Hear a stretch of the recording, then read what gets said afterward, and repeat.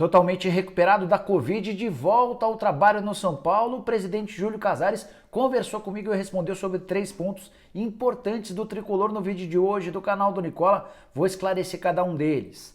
Bora contar também sobre o patrocínio espetacular que o Flamengo está conseguindo com os tokens. Muito dinheiro à vista. Bora contar ainda sobre o Vasco e a busca por um novo treinador. Lisca pediu demissão nessa quarta-feira. Para completar, preciso te atualizar sobre uma lista gigante de atletas desempregados. Tem muita gente conhecida nessa relação.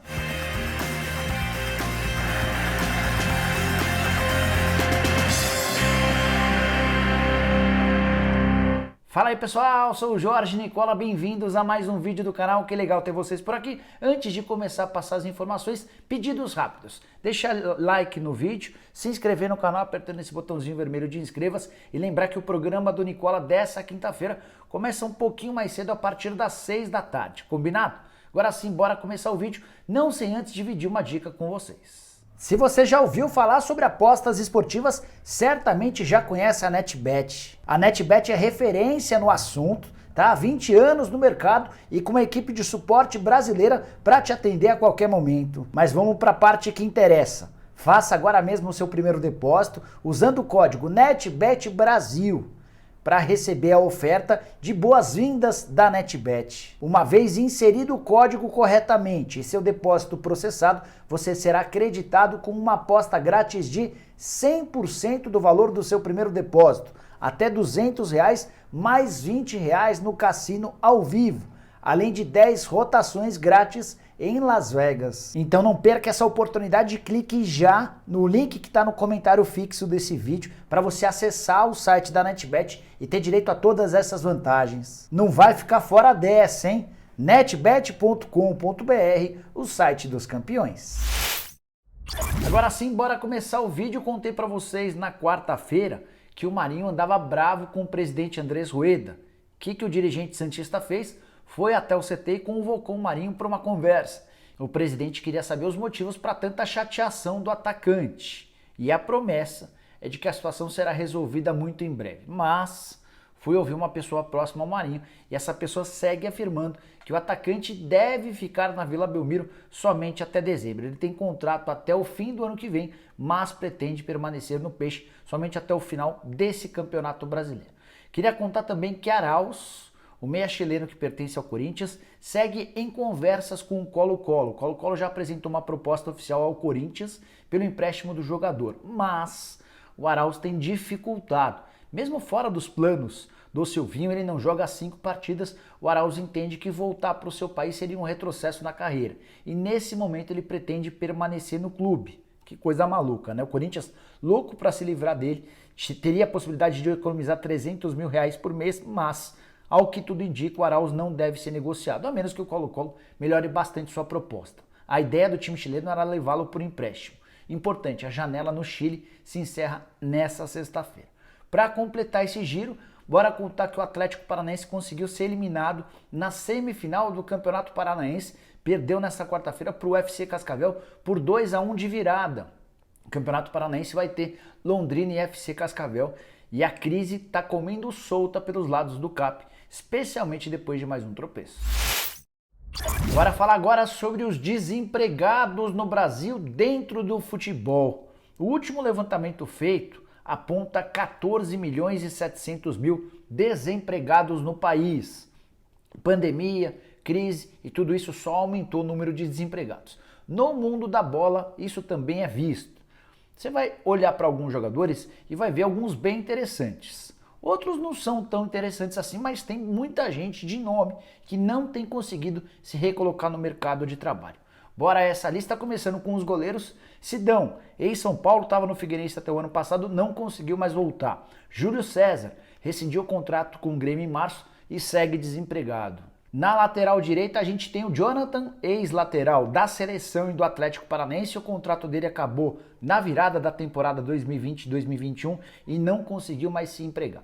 Na zaga, os nomes mais interessantes de todos.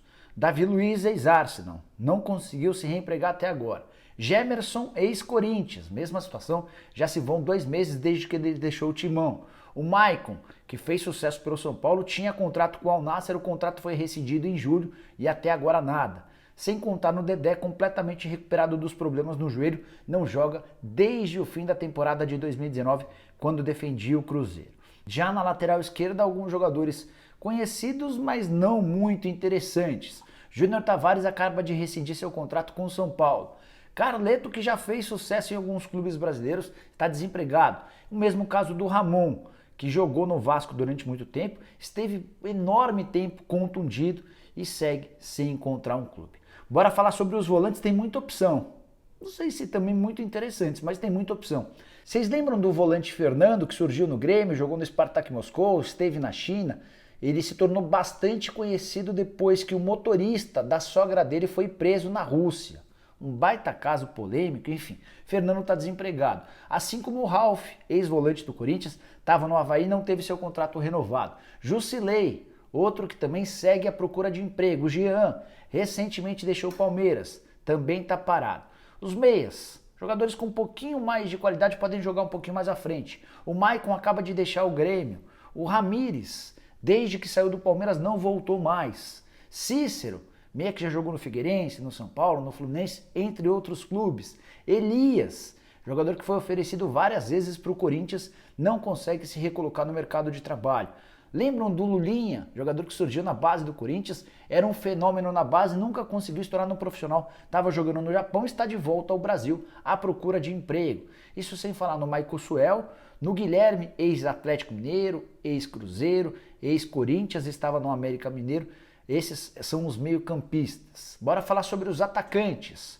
Robinho, ex-Santos, estava no Istambul Başakşehir, foi contratado pelo Santos, mas diante daquele escândalo envolvendo uma condenação contra ele na Itália, o Santos se viu obrigado a recuar. Desde então, Robinho nem negociou com mais nenhum clube.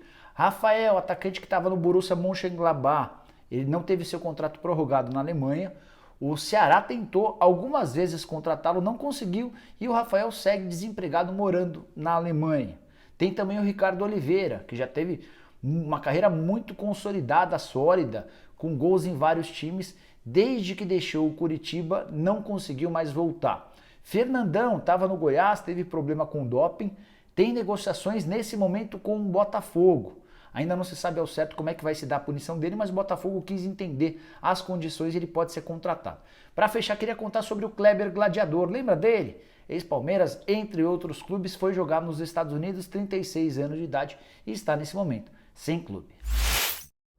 Bora falar agora sobre o Vasco da Gama e a busca por um novo técnico. Nessa quarta-feira, o Lisca anunciou sua saída de São Januário. Saída meio esquisita, ele estava só um mês e meio no clube, é bem verdade que com 7 derrotas. Nesse momento, o favorito para assumir o Vasco é Guto Ferreira. O negócio só não vai andar se o Guto não aceitar as condições de trabalho impostas pelo Cruz Maltino. Técnico com experiência na Série B, técnico com bom cartaz entre os dirigentes do Vasco. A segunda opção, ou o segundo nome mais cotado, caso as conversas com o Guto não avancem, é Fernando Diniz. O Fernando tem uma relação muito boa com Alexandre Pássaro, eles trabalharam juntos no São Paulo e se tornaram extremamente próximos. Também outra alternativa, essa com menos chance, seria de Jair Ventura, técnico com características mais defensivas, nem é muito o que o Vasco busca nesse momento, mas o fato de estar desempregado poderia ajudar nas negociações. Só para arrematar, vale a lembrança de que o Vasco é nesse momento o 9º colocado na Série B do Campeonato Brasileiro, 6 pontos de desvantagem em relação ao G4. Precisa se recuperar rapidamente para voltar à primeira divisão, se não quiser sofrer ainda mais com dívidas e falta de dinheiro. Bora te contar agora sobre o papo que eu tive com Júlio Casares, presidente do São Paulo. Ficou 26 dias internado, passou por maus bocados por causa da Covid-19, mas está de volta ao trabalho. Por enquanto ainda trabalhando de casa, a partir da próxima semana deve começar a dar expediente no Morumbi e no CT da Barra Funda. Perguntei para o Júlio sobre 3 assuntos. Primeiro deles sobre as reformas no Refis. Refis é como se considera, ou como é chamado, o Centro de Recuperação e Reabilitação do São Paulo. Recentemente, o Carlos Belmonte, que é o diretor de futebol do São Paulo, admitiu que o Refis ficou 20 anos defasado, atrasado e precisa de uma série de melhoras. O Júlio me contou que vai haver mudanças, que o São Paulo já decidiu por essas mudanças, mas ainda está em análise de projeto. Por quê? Nesse momento o São Paulo está escolhendo que equipamentos comprar, como é que vai se dar em relação ao orçamento, possíveis parcerias, instalações e espaços dentro do CT. Tudo isso está sendo debatido entre os dirigentes, membros da comissão técnica e especialistas no assunto. A ideia é que entre o fim desse ano e o começo do outro ano, São Paulo possa colocar tudo isso em dia. O grande problema é a questão financeira. Só a título de curiosidade, o Palmeiras gastou cerca de 30 milhões de reais na criação de um novo centro de recuperação física no seu CT. São Paulo não tem condição de pagar nem perto disso, a menos que consiga encontrar parceiros que ajudem nessa empreitada. Segundo tema que eu conversei com o Júlio Casares, a possibilidade de o tricolor aderir aos fan tokens, que já viraram uma realidade no Atlético Mineiro e no Corinthians e que daqui a pouco falaria a respeito do Flamengo. O Júlio confirmou que o São Paulo já tem negociações avançadas com uma empresa para que tenha também o fan token do tricolor. O assunto está sob responsabilidade do Eduardo Toni, diretor de marketing do São Paulo. Torcedor tricolor, aguarde notícias em bem pouco tempo sobre o assunto. Terceiro tema que eu perguntei ao Júlio, patrocínio na Manga. Venho contando para vocês há bastante tempo que o São Paulo já havia fechado os patrocínios da Manga e do Omoplata. O do Omoplata foi anunciado, faltava o da Manga. A informação que eu tinha é de que o São Paulo havia aguardado ou postergado o anúncio porque queria que o Júlio Casares participasse desse lançamento. O Júlio teve papel fundamental nas tratativas com a empresa. O Júlio não quis confirmar essa história, talvez até para não parecer chato, né? Ou personalista, embora ele tenha tido papel fundamental nas negociações, mas o presidente do São Paulo admitiu que nesse momento as partes discutem questões jurídicas do contrato. Aquela história da minuta do contrato que vai para lá, volta para cá, pequenos ajustes que devem ser resolvidos nos próximos dias e a tendência de que quando o Júlio estiver de volta ao trabalho no Morumbi, esse anúncio a respeito do patrocínio na Manga seja enfim oficializado. Bora fechar o vídeo falando a respeito do Flamengo com uma excelente notícia. O Flamengo vai embolsar muito, mas muito dinheiro com os fan tokens. A estimativa é de que o rubro-negro, com esse contrato com a Sócios.com, fature 27 milhões de dólares ou 145 milhões de reais até dezembro de 2025. Essa é a estimativa básica de faturamento para o Flamengo. 145 milhões de reais divididos por 4 anos e 4 meses e a gente está falando de uma receita superior a 30 milhões de reais por temporada. Isso equivale praticamente ao patrocínio master que o Flamengo tem com o Banco BRB. O acordo com o banco assegura um mínimo valor de 32 milhões de reais, o Flamengo ainda pode faturar mais.